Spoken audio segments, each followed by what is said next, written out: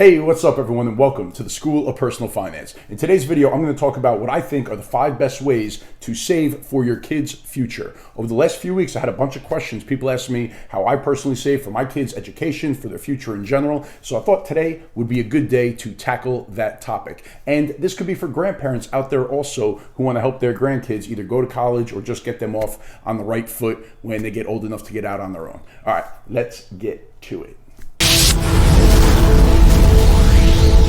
All right, just my quick disclosure before we get started. None of this is meant to be personal investing advice or legal advice or tax advice. Obviously, I don't know anything about you. If you would like personal advice, head over to schoolofpersonalfinance.com. You could check out the different ways that you could work with me, and I would be happy to talk to you about your specific situation. All right, so before I get into the 5 best ways to save for your kids' future, let me touch on some things that you shouldn't do.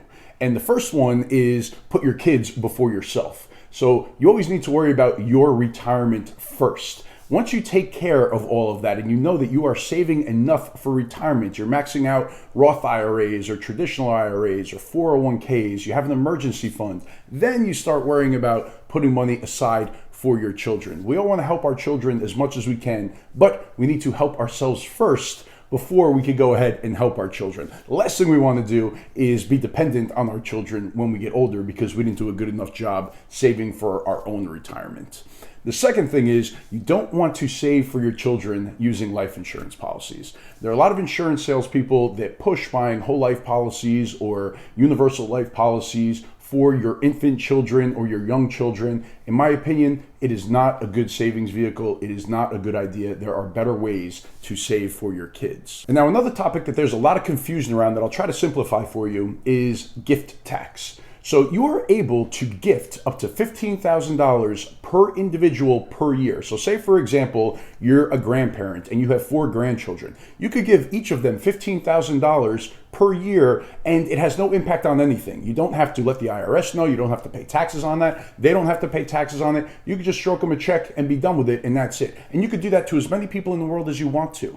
Once you go over $15,000 in a given year, then what happens is you are now eating into your lifetime exclusion. So you have a lifetime exclusion of like $11.58 million. So this doesn't affect many people. So say grandma wants to give grandchild $100,000. They could go ahead and do that, and there's no taxes that need to be paid at that time. But what they need to do is just file a form with their tax return letting the IRS know that they did that. It was more than the annual exclusion of $15,000, and that is going to be deducted from their lifetime exclusion. All right, and now the first one that I'm going to go over, and I'm not going in any particular order, even though the first one I like the least. So the first one is just a custodial savings account at your local bank or online or wherever.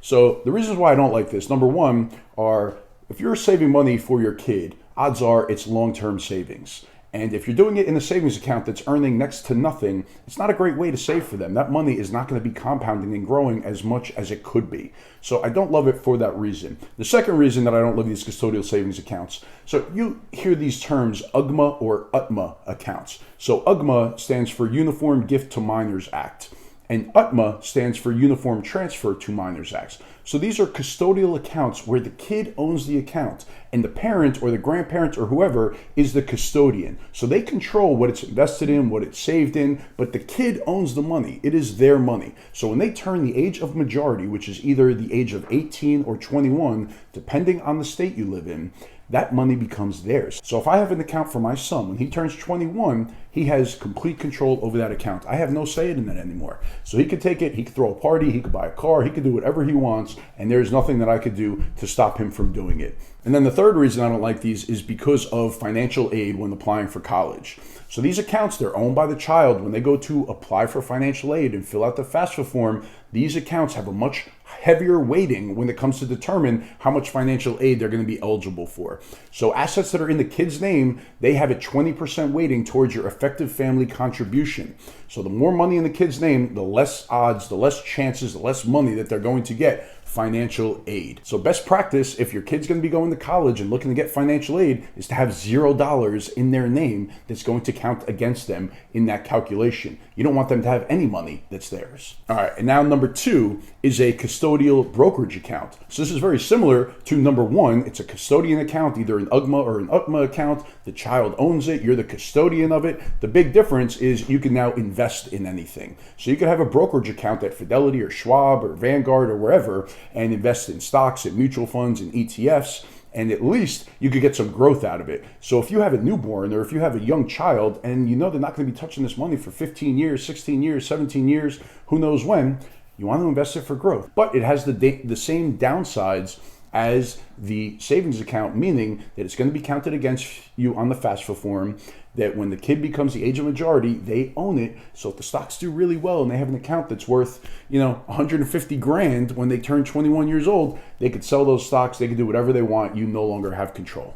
All right, and now number 3 is the 529 college savings plan. And the reason people open these are for the tax benefits. So any money in the 529 plan, it grows tax deferred. So there's no taxes as the account grows. And then when you take it out, as long as you use it for higher education, then there are no taxes due when you pull it out also. It comes out tax-free.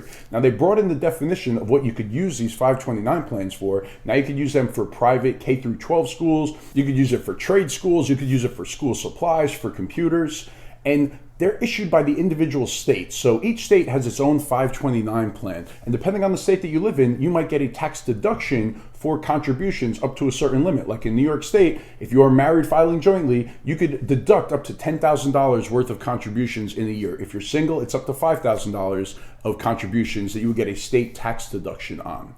And 529 plans are pretty flexible. Like one of the big concerns is, well, what if my kid doesn't go to college? Like for me personally, I have 3 kids. So you could change the beneficiary. So if I have my oldest as a beneficiary for his 529 plan, and I'm plowing money into it, and I don't end up needing it all, or he doesn't go to college, then I could change the beneficiary down to my daughter. If I don't use it all by her, then I could change it down to my third, down to my son, and hopefully use it all by that point. But I don't recommend plowing too much money into these just because of all the uncertainty going on with college education and in the future and how much it will cost and who knows what's going to be the case. So I'm not overfunding these 529 plans, but I think it is an integral part and the best way to save for your kids' education. If you start investing when a child is born and you do it over an 18-year period, you could have significant growth in the account that you will owe no taxes on. So like my oldest was born in 2007.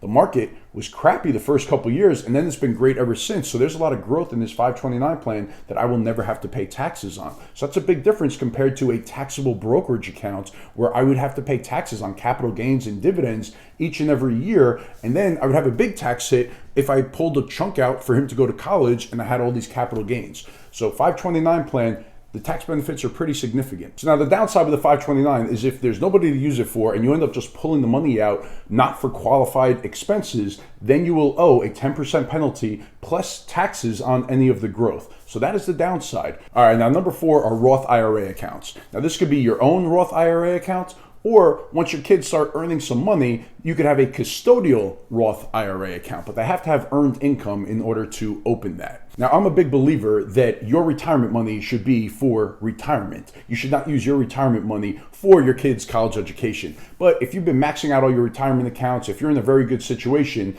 a strategy could be to pull some money out of a Roth IRA to pay for their college education. If you remember, with a Roth IRA, you could take out the amount of your contributions at any time without any taxes or penalty. So over your life, if you've put in $100,000 into your Roth and now it's worth $250,000, you could take that 100 grand out without any taxes or penalty. And if you're using the money for college tuition, then you could actually take it out without the 10% penalty. You could take out growth without the 10% penalty, but you would still owe income taxes on it. So a Roth IRA could be another way, another piece of the puzzle in order to pay for your kids' education. I don't love that one, and I don't plan on using it for that, but it is a piece that you can use to get it all working together and to pay for your kids to go to college. And then the custodial Roth IRA, once your kids start making money, the best advice I could give, get them a Roth IRA. They're going to be in a low tax bracket. They're probably not going to owe any taxes on their income if they're making, a few $1,000s a year, maybe if they're 15, 16, 17 years old and they're just getting summer jobs or something.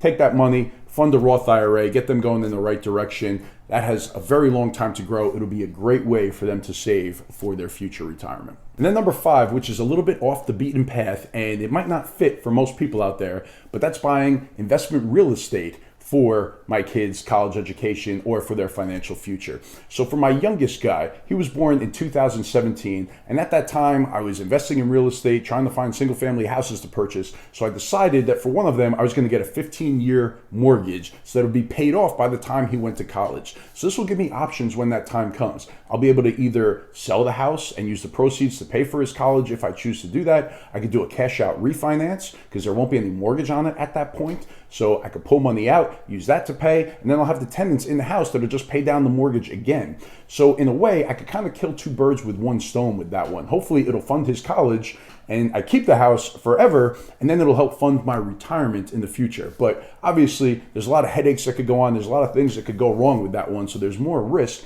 and you have to be into, managing property and investing in real estate. So I know that that's not gonna, fall in for a lot of people out there, but it's one of the ways that I'm trying to help pay for college in the future. So looking back on these 5 things, the 529 plan and the investment property, those are my 2 main ways of trying to save for college and save for my kids' future. Now, I have no intentions of trying to get my children to be very rich, going into their 20s. If I can help them pay for college, I feel like my part is done. But those are my 2 main strategies. I don't want to see them using their Roth IRAs at that time if they've started them, which hopefully they will.